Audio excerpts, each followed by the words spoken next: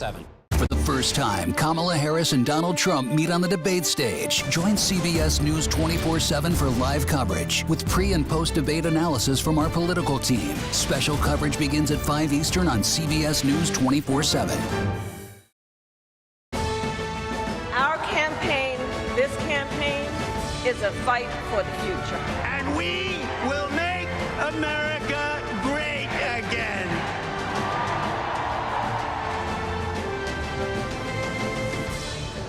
Hello, I'm Caitlin Huey-Burns here in the Spin Room in Philadelphia. Welcome to a very special presidential debate edition of America Decides. In just a few hours, Vice President Kamala Harris and former President Donald Trump will take the stage here in Philadelphia. And tonight's debate will be the first time the two presidential candidates have ever met. Trump is set to arrive in Philadelphia during the 6 p.m. Eastern hour, and Harris arrived on Monday after preparing for the debate in Pittsburgh yesterday. She said in a radio interview that former President Trump would lie during the debate. There's no floor for him in terms of how low he will go, and we should be prepared for that. And for Harris, it's an opportunity to introduce herself to voters. As many Americans say, they still don't fully know her or her policy positions. While Trump is expected to face a tougher battle than the one against then Democratic nominee President Biden back in June. If I destroy her in the debate, they'll say, Trump suffered a humiliating defeat tonight, no matter what. And Weijia Jiang and Robert Costa join us now here in Philadelphia. They've both been covering all sides of this wild campaign. Great to see you both. So this is the first debate of the general election between these two, but it's not the first debate that we've had in this general election. Weijia, I want to start with you because we've seen Donald Trump debate in this kind of setting many times before, but we haven't seen Kamala Harris in this type of setting in a presidential debate in a general election. Talking to her campaign, and I know you've been covering her all weekend as she's been here in Pennsylvania, how does her campaign see tonight? What are they hoping to accomplish? You're right. This is her first presidential debate ever, and this is Donald Trump's 7th. So he certainly is familiar with this setting, with the format. And so she approached this like a very diligent student. And that's what she's been doing in Pittsburgh for 5 days, and then here in Philadelphia. She's been studying. She has been looking at his previous performances because, you know, she has records of that. She's looking for information about how to go on the offense, but also be defensive in case he throws attack lines her way. She's also been practicing. Her team built her a stage that replicates the sort of environment she'll face tonight, along with the bright lights, so there are no surprises. She did a walkthrough today, so she knows what she faces. And she is approaching this, again, you know, taking in as much information as she can so she can perform tonight. You know, it stands in such stark contrast, of course, Bob, to how former President Trump prepares. His campaign likes to say that he doesn't need this kind of preparation that Kamala Harris and Biden did, quite frankly. I know you've been talking to campaign sources. What are they telling you about what they're hoping to accomplish tonight? Well, on the Harris side, I'm hearing the same thing as Weijia, that preparation is key and that she is getting ready for this in a very formulaic way, a methodical way. Former President Trump is taking a different approach. It's not that he's not preparing. It's that he's having these informal discussions with allies like Congressman Matt Gaetz of Florida, former Congresswoman Tulsi Gabbard of Hawaii, making phone calls to people he knows, talking through the issues. He sees this, I'm told, by some of his key confidants, as an opportunity to kind of read the room, to see how Vice President Harris is going to approach him in terms of talking points, level of rhetorical aggression, how she's going to try to frame him either as someone who is corrupt or tied to the business establishment. And he's going to wait and watch in the first 10, 15 minutes to get a sense of where she's going. And then once he has a conclusion, at least early on, about where she's going with her strategy, he'll react to that. And there's a belief inside the Trump campaign that he succeeded, in their view, in the first debate because he reacted to President Biden's performance rather than as they say in politics, going for the kill when he recognized Biden was maybe having a weak night. He let it unfold in its own way, and he just kind of stayed steady in the moment. So Trump's much more of a reactive player on the debate stage, and we'll see Vice President Harris. I'm told she does have that instinct as well. As much as we keep hearing from her aides and advisors about preparation, she's someone who rose through the ranks of California politics, a former prosecutor in San Francisco, the state of California. She knows how to navigate a courtroom. Now, this isn't a prosecution, but it may take some of those extemporaneous skills to come to the fore if she really wants to have an effective night. She was hoping this was going to be a prosecution. She was hoping that she would be able to have a direct exchange, engagement with her opponent. But as we know, she ultimately agreed to the mics being muted when it's not their turn to talk. And her team feels like that's a real disadvantage for her. One, because she can't cross-check Trump in real time. Two, because they believe it serves as a tool that Trump normally wouldn't have, which is to give him discipline on a silver platter by not letting him talk, when in reality, you know, they were hoping that he would, quote, reveal who he really is with an unmuted mic. And it's so interesting because that was a request from the Biden team when Biden was in this race, and it did seem to serve Trump in a way in the last debate. You know, we talk so much ahead of each debate about how much debates really matter when the electorate is so polarized already and there's so very few voters anymore left in the middle. But as we saw back in June, that was one of the most consequential debates we've ever seen. I mean, it essentially got the movement going to for Democrats to remove Biden or to get him to drop out of the race. I'm curious how you two see this one. Just, you know, under 60 days to go until Election Day. Voters will start voting soon in some of these big states with early voting. Does this debate have the potential to really move the needle here, or are these campaigns just hoping to get through and to speak to their particular bases? Well, when it comes to Vice President Harris, the stakes are equally high for both candidates. They're both in the midst of a general election. But she has not run in a primary in this cycle. She has done one interview since she became the nominee. That's been on television. She's done the radio interviews, as we've seen. But this is a chance for her to introduce herself to the country, in addition to what she did at the Democratic National Convention in Chicago, by more forcefully going on to her policy positions and articulating them to a national audience. For Trump, there's a belief inside his campaign, right or wrong, that he's a global figure. He's a celebrity. He's already in the history books. And this is not maybe going to change a lot of minds, but it could rouse his base, make them motivated to come out and vote for him this fall. And it could in some ways reassure some voters that he is an alternative to the status quo. And that's what he wants to be seen as tonight. There's a battle over the mantra of change. Who is the change candidate? Is it the fresh Democratic nominee who has come out of nowhere to be the Democratic nominee, even though she's the incumbent vice president? Or is it the former president who still likes to frame himself as an anti-establishment figure? That is the battle tonight. Who walks out of that room at the Constitution Center in Philadelphia and can say with confidence, I am the candidate of change based on how I performed tonight? Yeah, and each candidate is accusing the other of being essentially the incumbent. And it's so interesting to me because Kamala Harris is the sitting vice president, and yet we see in polling that people still say that they don't know a lot about her and her policies. And that's why this debate is so critical for Harris, not to mention the fact that it could be the only debate.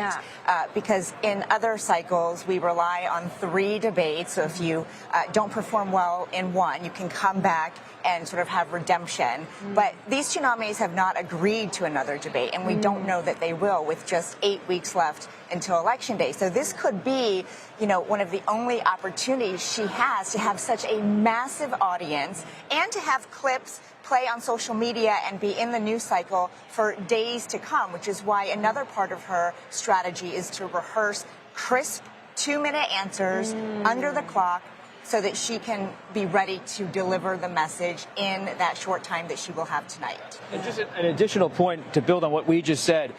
The Commission on Presidential Debates, this nonpartisan organization, ran the debates for years. Now, a lot of people are confused when I'm on the campaign trail about why there aren't 3 debates this time. It's because both of the campaigns decided to walk away from this nonpartisan commission that organized the debates and negotiate their own debate with a respective news network, whether it's CBS with the vice presidential debate in early October, or ABC News tonight, which is hosting this debate. It's simulcast, of course, on CBS. We hope you stay with us and watch it here. That's a good plug. But it's an intriguing political point that the Commission on Presidential Debates, which in the 80s and 90s and 2000s had a 3-decade run as a very powerful group, is suddenly not part of this whole process. Yeah, a lot of norms being broken this cycle. We never know what to expect, so we just cover it as it comes. And so we will all be watching tonight. And it's such an honor to cover this wild campaign with the two of you. Thank you so much for being here tonight. And a programming note, we'll be anchoring another edition of America Decides right here in the Debate Spin Room in Philadelphia, coming up at 7 p.m. Eastern. And the debate itself, as we were just mentioning, is hosted by ABC News, but you can also watch it right here on CBS News 24/7, and that starts at 9 p.m. Eastern.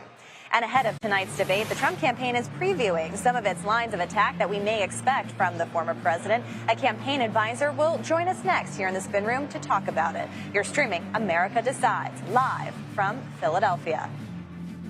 The president didn't find weapons of mass destruction in Iraq, so he's really turned his campaign into a weapon of mass deception.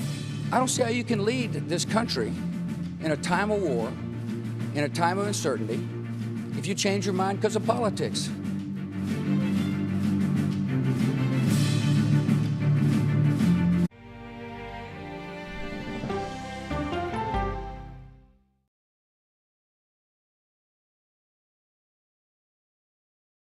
These are the stories 1, 2, 3, go! Of we, the people. We're trying to generate our own hope. It's a huge deal. I'm enabling them to feel valued. Eye on America. Weeknights on the CBS Evening News with Norah O'Donnell. I had progressively fallen deeper into the world of online sports betting. The risk is the rush. What do you think is driving the spike in popularity? I think it's legality. If it's legal, I'm going to use it. There are ways to bet when you are 18. We've created an epidemic of child gambling. You can't walk into a male dormitory in a college campus without sports betting happening. It's America's most neglected problem. I used sports betting as a way to escape, when in reality, I'm choosing self-destruction. Whatever I had left, it was gone. The purpose of the industry is to get you to play to extinction. And that means until all your money is gone. Go to the ends of the earth. Reach for the stars. Yeah, I just took off. That kind of thing. Oh, that's pretty good. Because there's always something new under the sun on CBS Sunday morning. America Decides is your place for fact-based, unbiased reporting. At the White House, at the Capitol, on the campaign trail. What do you say to those in your party? Any cracks in the Republican Party? Our reporters and our anchors travel the country talking to voters like you about the issues that matter most. Immigration is really a factor right now that are going to be driving your decisions. What would you say to those who say, look, that's just democracy at work? Listening to you and bringing your voice into our coverage. I want a strong, proud America. Is democracy on the ballot in 2024? Let us help you decide. America Decides. Stream our expanded one-hour program Monday through Thursday at 5 p.m. Eastern. Exclusively on CBS News 24/7, the streaming home of CBS News. People with developmental disabilities were once sequestered by the hundreds of thousands in institutions. Many of our fellow citizens are suffering tremendously because lack of attention, lack of imagination, lack of adequate manpower. Disability activists have since torn down barriers blocking them from living at home or in the community. We conclude that Title II of the ADA requires states to provide community-based treatment for persons with mental disabilities. But of the 16,000 people who remain in state-operated institutions, half are in 5 states, and Illinois is one of them. I don't want to live in the institution. It makes me feel discriminated against. Do you think there are people living in institutions in Illinois that don't need to be living there? Yeah, because they're proving it as soon as they get out.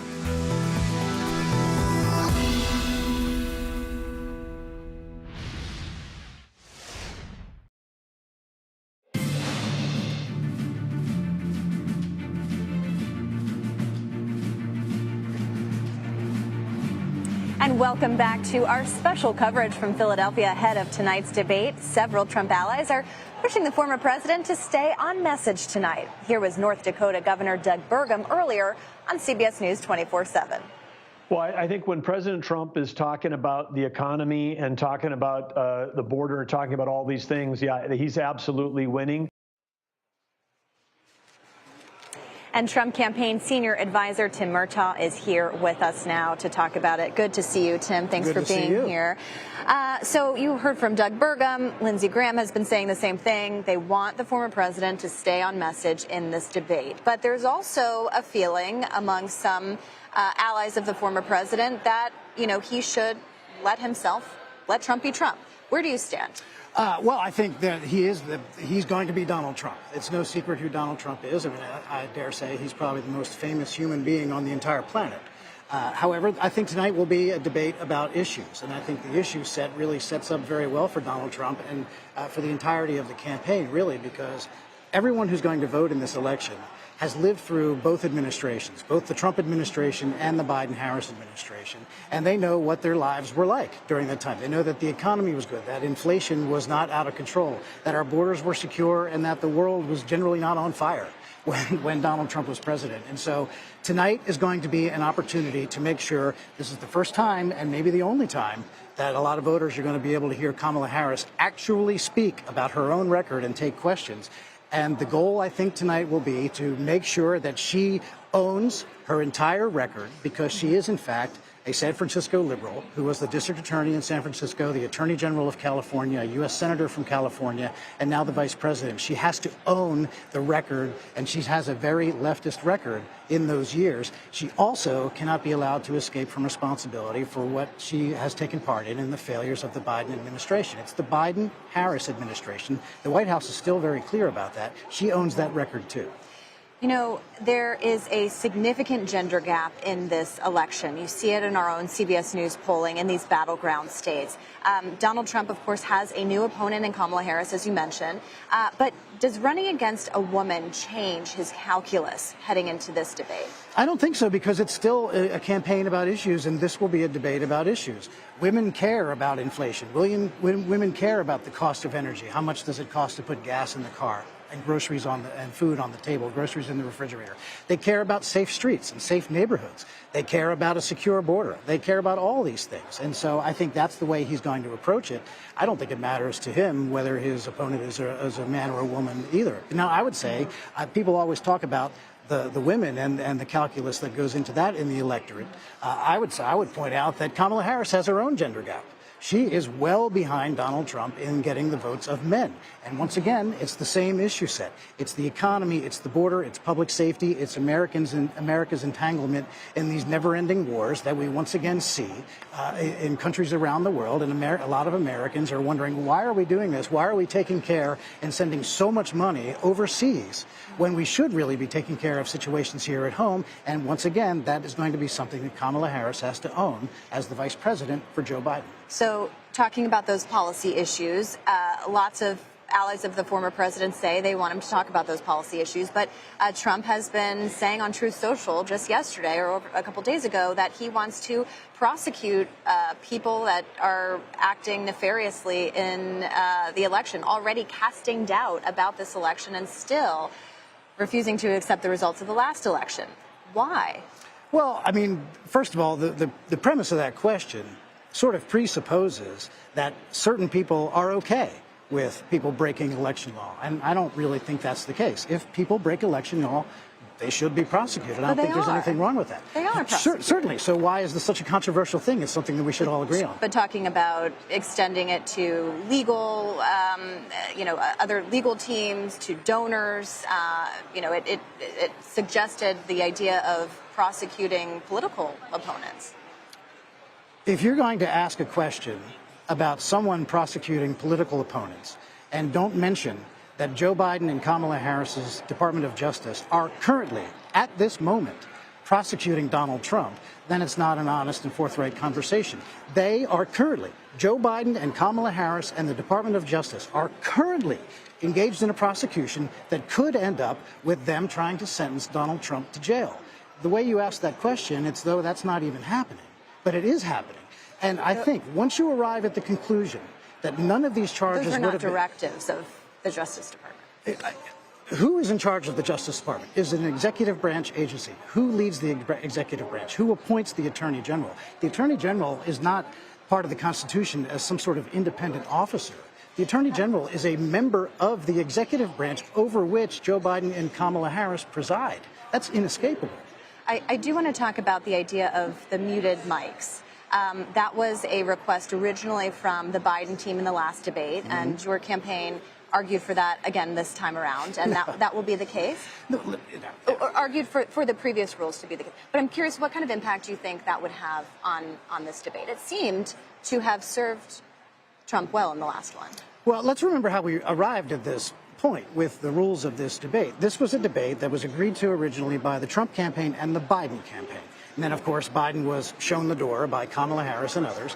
And then Kamala Harris basically said, if you don't agree to this debate as is, as it was already constructed, then you're a coward, right? So Trump says, all right, let's do it. We'll do it. And then the Harris campaign actually put out a statement that says the debate over the debate is over. They were happy. And then all of a sudden they said, wait. Actually, now we want to change the rules. And ABC and the Trump campaign said, what are you talking about? We've had this agreement for a long time. And so finally, they're still quibbling about it. They're still griping about the rules. She actually should be worried about having an open mic in front of her, because it's going to be on her to try to have to explain how it is that she's at odds with herself. All of these different, we're in Pennsylvania right now. The biggest issue in Pennsylvania is going to be economically fracking. She is so, that is the process by which you can, one of the processes, you can get oil and natural gas out of the ground. She is so opposed to fracking that when she was the Attorney General of California, she sued the Obama administration. She sued Barack Obama to try to get them to stop fracking off the coast of California. Now she's going to come to Pennsylvania and say, I love fracking. I don't think so. She needs to be worried about the microphone in front of her, because how in the world is she going to connect and square that circle? I don't know. Pennsylvania, as you mentioned, key battleground state. We will be here a lot. It is neck and neck, so a state we will be watching. Tim Murtaugh, thank you very much for your time. We appreciate it. And a quick programming note, in the 7 p.m. hour, North Carolina Governor Roy Cooper will join us to preview tonight's debate as well. And that interview will be live right here on CBS News 24/7. And the two candidates, 90 minutes and a lot of facts to be checked. How we'll be keeping track of both candidates and keeping them honest. You're streaming America Decides. I'm reaching out to all Americans, Democrats, Republicans, and independents, because we need everybody to help make our country what it should be, to grow the economy, to make it fairer, to make it work for everyone.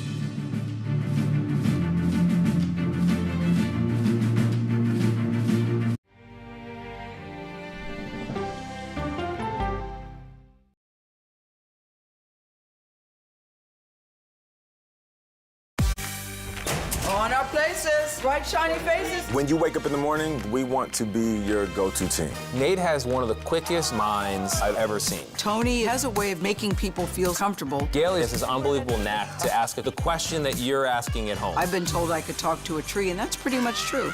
I don't go to work in the morning. I go for coffee with my two good friends, and we talk about the world. Your morning routine just got better. CBS Mornings, weekdays at 7. It didn't seem like anything could happen, because nothing ever happens in East Palestine, but it did. Authorities released toxic fumes from 5 derailed train cars. Resident, please evacuate. Acute bronchitis due to chemical fumes. Did you ever have these problems before the derailment? No, ma'am. This neighborhood's not safe no more. We can assure the community that there's not vinyl chloride entering their communities. Then why are there so many people feeling these various symptoms of bloody noses or difficulty breathing, bronchitis? That's a hard question to answer. We're talking about one of the most blatant releases of a mixture of some of the most toxic chemicals that we've seen in America. I feel like now I have a duty to warn other communities. If my daughter has to watch me die of cancer, at least it saves someone else.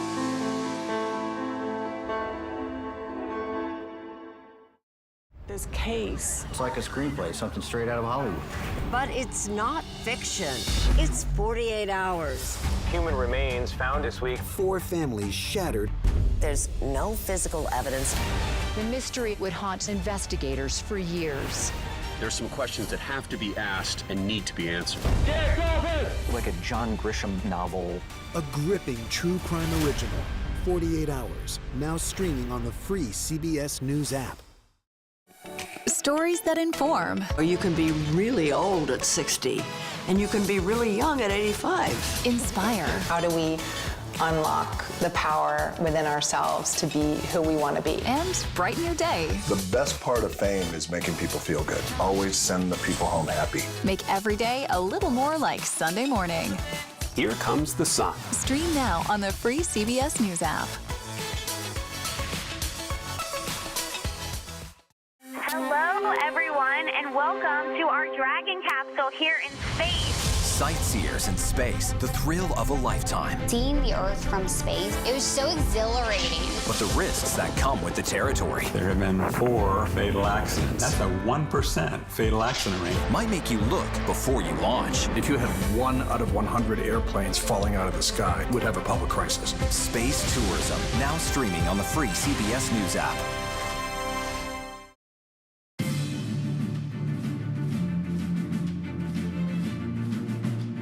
And welcome back to a special edition of America Decides live from Philadelphia. CBS News will be fact-checking claims made by both Vice President Kamala Harris and former President Donald Trump after tonight's debate.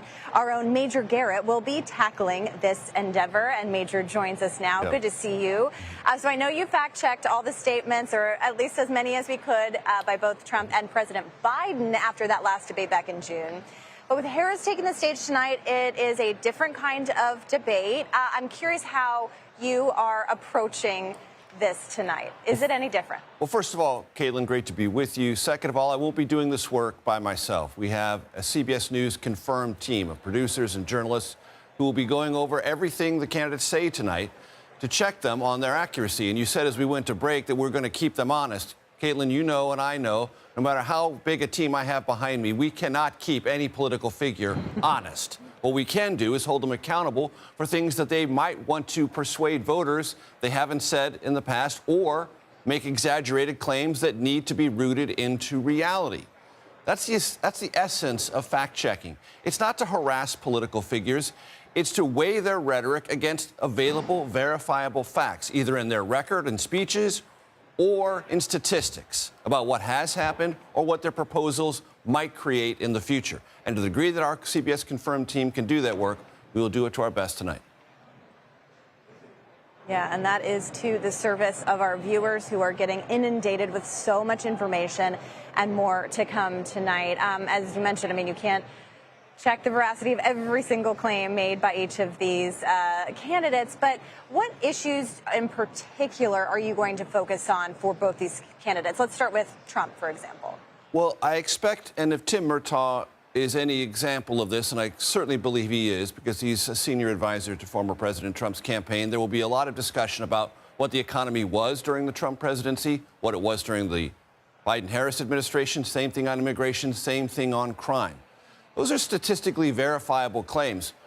Former President Trump makes all sorts of the most extravagant and indefensible claims, for example, about immigration. He says 8 million, 10 million, 12 million, 20 million. He keeps amplifying the numbers. Those numbers can be rooted and verified, and we will do that if necessary. He also makes extravagant claims about his economic record, the best that there ever was. We know statistically that's not true, not in terms of GDP growth, not in terms of employment, not in terms of other statistical measurements like stock market growth. So those are kinds of things we can evaluate because we are familiar with the rhetoric from former President Trump. If he uses it again tonight, we will fact check him on that. Same thing with Kamala Harris as vice president. She may try to recharacterize certain hard truths about immigration during the Biden-Harris administration, what the numbers were, what they are now. If she exaggerates or downplays those, we will fact check that. Same thing about her own record, what she held as a position before when she ran, for example, as a Democratic candidate in 2020. What are her positions now? If she tries to say, I never said that or I never believed that, and if there's facts to counter that, we will try to bring that to the surface as well. And Major, you know, we were talking earlier in this hour about how this isn't the first general election debate of this cycle, but it is the first between these two candidates. There are so many things that have happened since the last debate.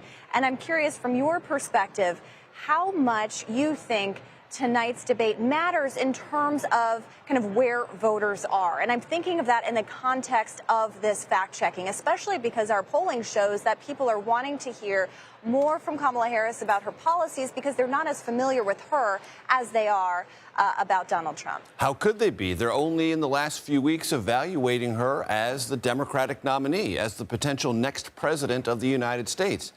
And the Harris campaign has lots of fundraising, lots of sizzle, lots of energy, lots of volunteers. But a good portion of the American public in the battleground states, according to our surveys and other surveys, want to know more. What is your vision?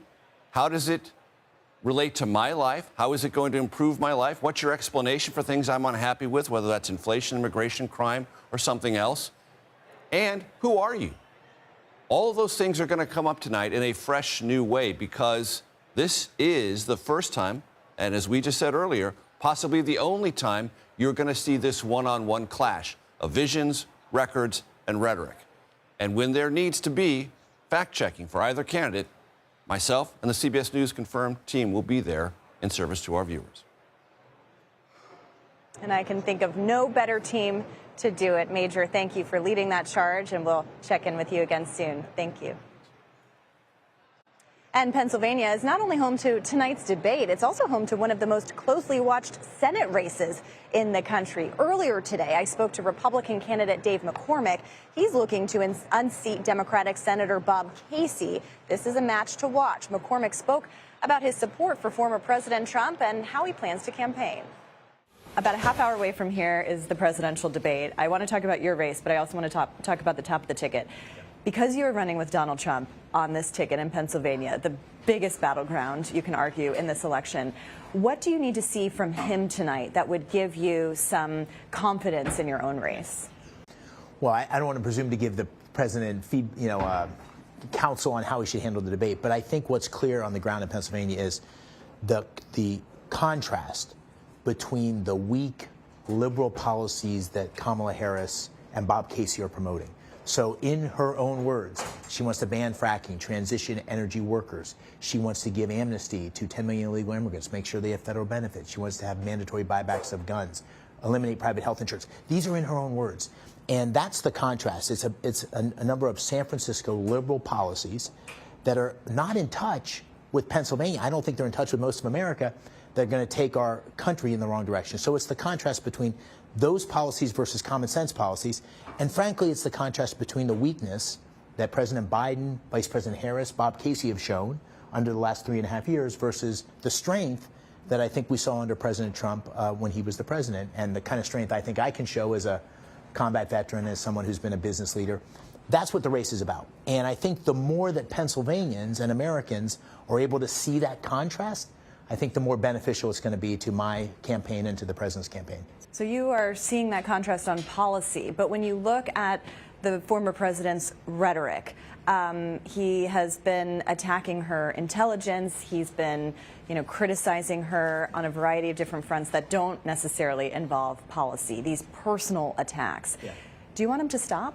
Listen, I've had a chance, I've never done this before, but I've had a chance to attend 3 or 4 of President Trump's rallies in the last, 2 months. And I got to tell you, 95% of what he's saying about Vice President Harris are about the policies. That's just not what's reported. Honestly, he is making that case over and over again. President Trump has a way of communicating, a way of describing his opponent. He's going to have his style. I'm going to have my style. I'm not going to critique his style. But I will say I think the case he's making is largely about policy, largely about his track record as the former president versus the track record of President Biden and Vice President Harris. They were two together. Bob Casey, by the way, voted 99% of the time. So we have a record to look at in both cases. I think President Trump's record's superior many times over. But we also have a future where President Trump's laid out a vision for the future that's based on a set of reasonable common sense policies. It's common sense to secure our border. It's common sense to bring down inflation and make it a pro-business environment. It's common sense to bring law and order to our cities. Kamala Harris and Bob Casey have supported a set of policies that are in direct contrast with that. I think that's what this debate will hopefully be about, and also what the campaign's about. And as I mentioned, this is the most eyed battleground state. Our CBS News polling shows a neck-and-neck race between Trump and Harris here. But it also shows that you're several points behind your Democratic opponent, Bob Casey, the incumbent senator. Why is that?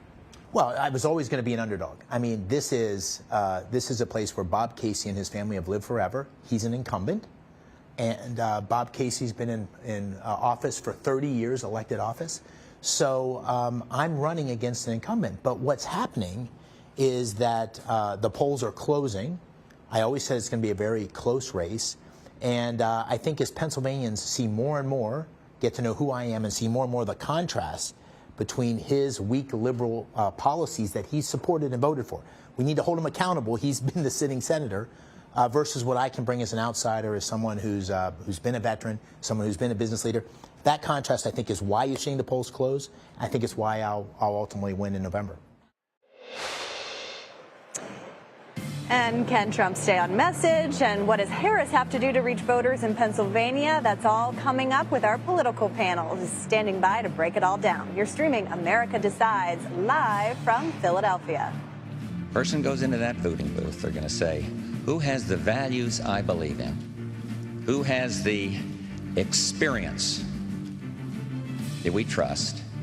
Who has the integrity and the stability to get the job done?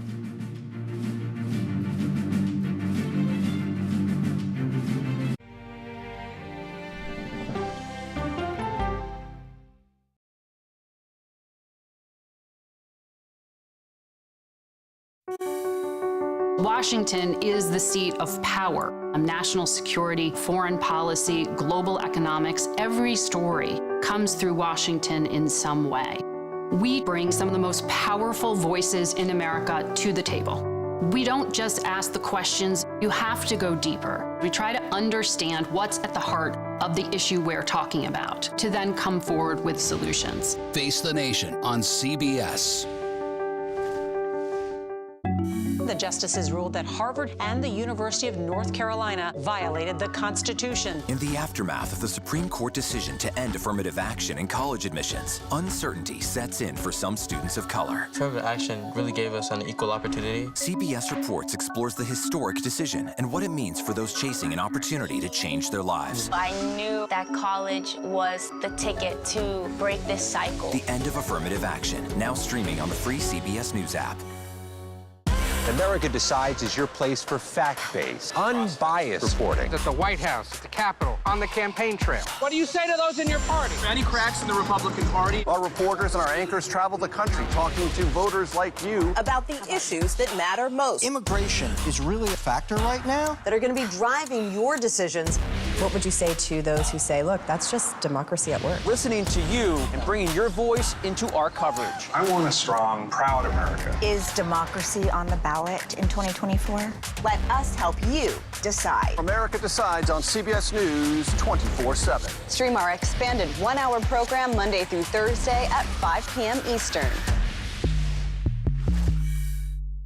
An original documentary from CBS Reports. AI is among the most world-changing technologies ever. Curing diseases, scientific breakthroughs, making lives better. It can help us with medical discoveries, scientific discoveries, doing better agriculture, having cures for things like Alzheimer's. It's also going to really transform the way we work. The uplifting potential of artificial intelligence is limitless. It gives you a friend, somebody to chat with 24/7. That is non-judgmental. He makes me feel loved and desired. And so are its downfalls. The problem with all this AI is that it's unpredictable and uncontrollable. The choices we make now will have lasting effects for decades, maybe even centuries. The ChatGPT revolution, now streaming on the free CBS News app. We are about to see American weapons in the hands of Mexican cartels. A gun pipeline to Mexico. We are arming the cartels. 100%, no doubt about it. Happening right under our noses. Who's doing something about this? Nobody. A CBS Reports exclusive. Most Americans have no idea that we are effectively arming the enemy next door. This is the story the American people need to know. Arming cartels, now streaming on the free CBS News app.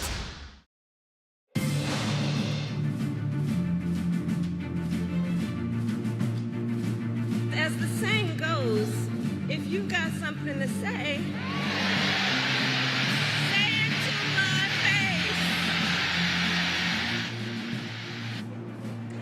Say it to my face. That was Vice President Kamala Harris's challenge to Donald Trump over the summer. And tonight, the former president will be able to do just that. For more, let's bring in our political panel, Stephanie Lai and Maeve Rustin.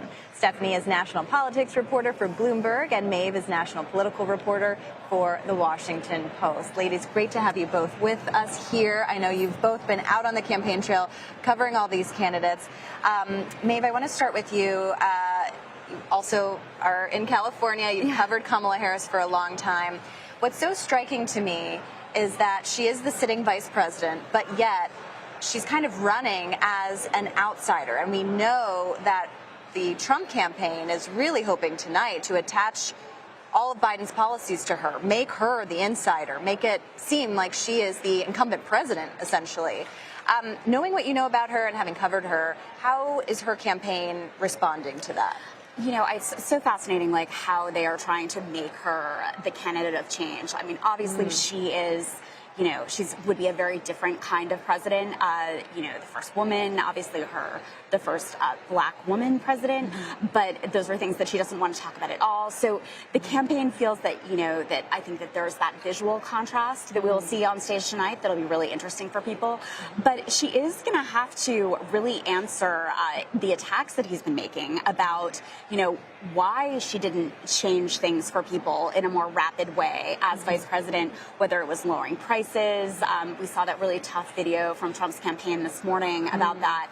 And I think so how she threads the needle of she's not going to try to distance herself too much from Biden, but to argue that, you know, that really it's been the Trump era for the last 10 years. You know, that he never stopped running for president, that he tried to overturn the election, and that, you know, she would be a break from all of that. So it'll be really fascinating to see the way that she does that and whether it'll be successful, because for a lot of people it may be pretty hard to swallow that argument. Yeah, you know? I mean, it's such an interesting point because, Stephanie, I mean, the past decade almost has been kind of defined by Donald Trump and politics. And, you know, it's fascinating to me that these two candidates have never met before, because you think about Kamala Harris came in 2016, was elected that same year, and has, you know, her political career has in large part been shaped by kind of opposition to Donald Trump. And I'm curious, from, you know, covering Trump as you have, you know, how he's so well known, so many ideas about him seem to be baked in. I mean, how does he, you know, move the needle tonight, if at all? I think, if anything, the whole debate is really about whether or not Kamala Harris can move the needle. I think his senior advisors put it best in a RNC press call today in saying that the stakes are just so much higher for Harris because she has to essentially introduce herself to Americans. You know, we all do know her as vice president, but people don't necessarily know her political views as well. And so this is really her moment to, you know, tell the American voters, this is what I want to see in the next 4 years. And something that the Trump campaign has been narrowly focused on is telling voters that 4 years, her day one started 3.5 years ago. And so, you know, as we talked about, it's almost as if she has to answer for the last administration. Yeah, and what's so also interesting is that, you know, Kamala Harris has debated a lot in her career, also, of course, in 2020, and she did a vice presidential debate, but this is her first presidential debate in this kind of setting. And I can't help but think of all the money that's been spent in this race, and we've had both conventions, and yet it is a neck-and-neck race. I mean, especially here in Pennsylvania, it's 50-50 in our poll. Yeah, and, you know, it's interesting because in those earlier debates that I covered in California when she was, you know, running for AG, or even earlier in her career, she had a real confidence back then and a toughness in those debates, particularly in the one-on-one matchups. And then we saw in 2019 her really struggle with her ideological footing. She was on that stage with Bernie Sanders. She was not comfortable, you know, with that far liberal ideological positioning. And And I think tonight, she's kind of unapologetically flip-flopped on a ton of positions that she took in 2019. And it'll be interesting tonight to see her in that one-on-one setting and the way in which she explains, where her values are. He's going to clearly try to trip her up over and over again on changing her position on fracking or aspects of the immigration debate. But I think that she will try to, show toughness, but also really focus on introducing herself to voters, as you were talking about, because she is the only one with a lot of room to grow here. And so, a lot of people weren't watching the convention, the voters that matter. And she has an opportunity tonight to do that reintroduction. So it may be less of the punching that we're all expecting and more of her telling her story or trying to do so.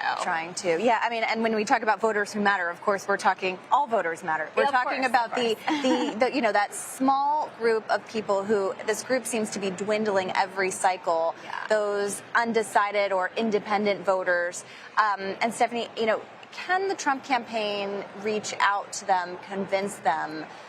Or is this a matter of using these moments to really rally the base to prepare to battle with Harris's base? It could really be both. As you mentioned earlier, Pennsylvania is almost 50-50. A lot of these swing states are really close in a way that this race wasn't necessarily positioned to be in, just a couple months ago. And so this is still a very crucial moment for Trump and his campaign. And I think, if he can really focus on the Biden-Harris administration's record, trying to set the record straight of, what his administration accomplished, that could potentially sway a lot of independent voters. But of course, he has to stay on message, and that's something that his advisors are saying they expect him to do. But of course, this is, former President Donald Trump that we're covering, so there are always moments of, unexpected quips or remarks to come out. There's also those conservative voters out there who, really were alienated by Trump, but then drifted back because they, really had issues with Biden's age, whether he could deliver a message. And it'll be interesting to see how she tries to position herself tonight to talk to those people.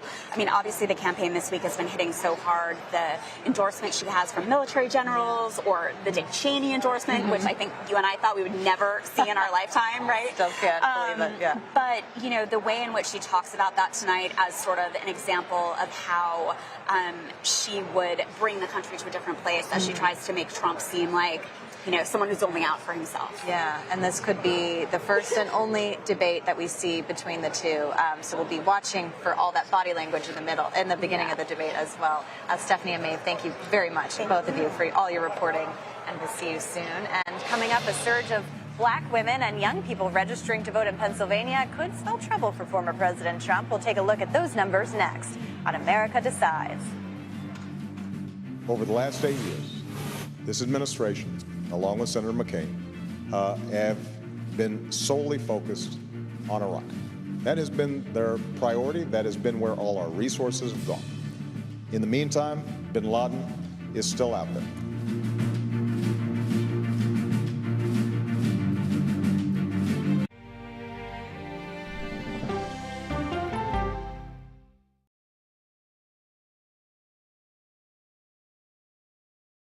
Go to the ends of the earth. Right now. We got something crazy. And reach for the stars. Here we are. Time. Yes, it's my comeback. Hey, this is pretty fun. But wait, there's more. Experience thought-provoking. Welcome to the idea of being a human being. Innovative and truly original reporting. Look through a telescope and go, wow. Because there's always something new under the sun on CBS Sunday morning. At this moment, terrorists could be plotting another attack. 9/11 triggered a counter-terrorist system that included a secret database. This person needs a closer look. A growing list of nearly 2 million people, including some Americans who say they're innocent. For 1 hour flight, I have to spend 6 hours to go and come back. CBS Reports explores the system, the people responsible for it, and those pushing for change. I'm not fighting against them. I'm fighting for them to do the right thing. The Watch List, now streaming on the free CBS News app. Don't miss true crime anytime you want, anywhere you go. With the 48 Hours podcast. Real crimes, real lives, real justice. There's some questions that have to be asked and need to be answered. Listen to 48 Hours on Apple Podcasts. An original documentary from CBS Reports. Imagine yourself in Manhattan with no police, no army, no mayor. The people of Haiti stare down poverty, corruption, natural disasters, and violence. 90% of the guns that are used by gangs in Haiti are American guns. But with an unbreakable spirit and eternal optimism. There are days where I cry, but we can't be discouraged. We still believe in Haiti. They're still able to look ahead with hope. Haiti is on the brink of transformation, a radical shift. Haitians are coming together and saying things must change. Fighting for Haiti, now streaming on the free CBS News app. Hey there, welcome to The Uplift. I thought she was a groom, and I stepped back and I went, oh, you're the queen. She's going to be with me every instant that I'm alive. I just wanted to see if you'd go to Disneyland with me today. I look over at him and he's smiling. I'm going to remember that the rest of my life. They told us when he was going to be born, he was only going to live for 30 minutes. It's really a miracle that he's with us today. The Uplift. Stream now on the free CBS News app. When you wake up in the morning, we want to be your go-to team. On our places, bright, shiny faces. I don't go to work in the morning. I go for coffee with my two good friends, and we talk about the world. Your morning routine just got better. CBS Mornings. A CBS News investigation. People looking for love, finding their life savings gone. This could happen to anybody. And sometimes losing their lives. Anything for love. Now streaming on the free CBS News app.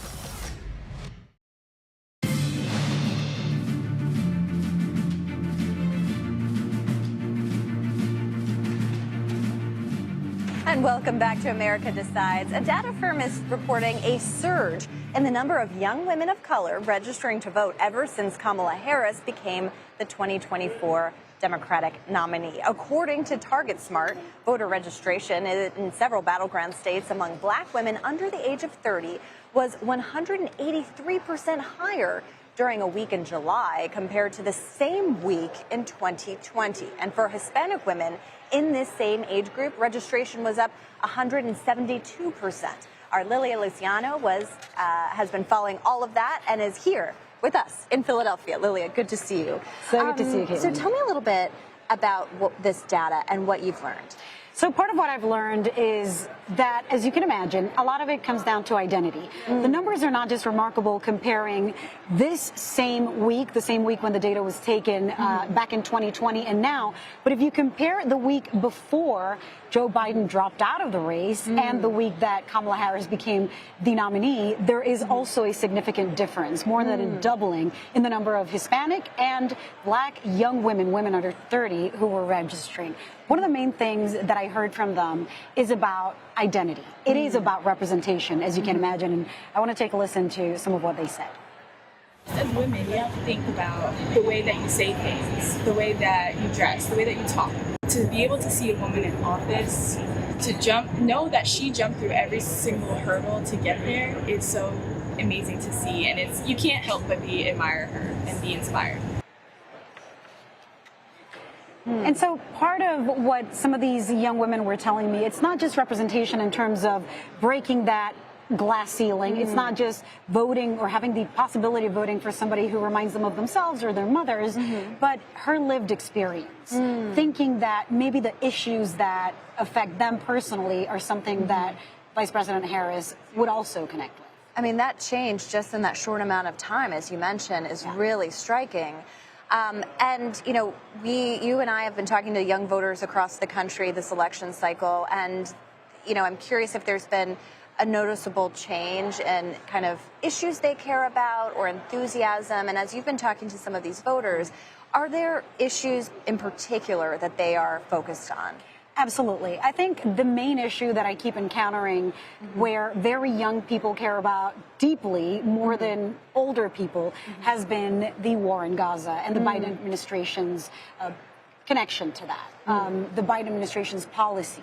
I've met a lot of protesters across the country, mostly very young people, college students and people, in their 20s and 30s, who say we will pay attention to the message that comes from Kamala Harris. While she has addressed the issue, we want to hear a little bit more, so they might pay more attention to that. But of course, as you have heard from many voters, there's abortion, there's immigration, and there's even one of the students that we talked to at Temple University was telling me the importance of her feeling like Vice President Harris connects or is committed to the middle class. I want to play another little bit of sound from what they told us and come back. I think gun reform is a really big issue, especially with that recent shooting. There's been a lot of talk about it, so I think everybody would like to see some change there. And Kamala, a lot of her posts or what she's been talking about is her commitment to the middle class, which I think would also really bolster our country. I was thinking more about abortion laws and then immigration laws. Abortion laws mainly because I am a woman and I think that it's important for us to have control over our own bodies. And that's something that I heard from several college students. I mean, this student in particular, Savannah Curry, who is a basketball athlete at Temple University, was telling me that she went to an international school, and even though she personally was not directly affected by immigration, nor was her family, that she had a best friend from Dominican Republic, that she had another great friend from China, and that she is listening and paying attention to what the policy on immigration will be, the way that migrants, that asylum seekers will be treated, dealt with, and addressed, especially in their humanity. And it's such a good reminder, Lilia, about how people's positions on all these issues are so nuanced and so personal for them as well. And just quickly, I mean, we're here in Pennsylvania, the biggest battleground state. I know you've been talking to political experts as well about this voter registration. What have they been saying?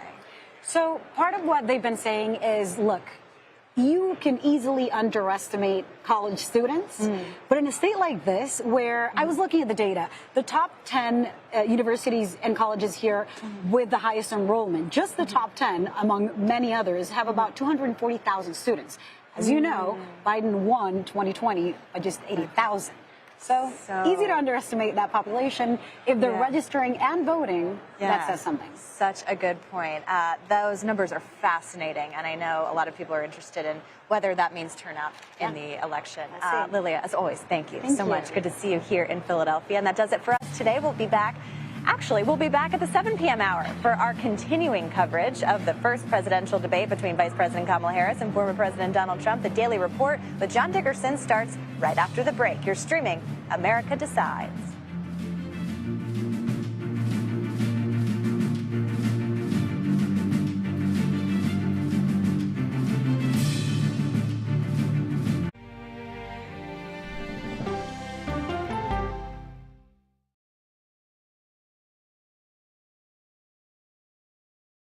Okay, so let's just start at the beginning. Well, let me start with this. What is at stake here? What is the answer then? Do you know why? You want me to just keep going? Is that a good thing or a bad thing? Were there death threats? How is this possible? What's wrong with that argument? Are you saying they lied? Have you told the government that?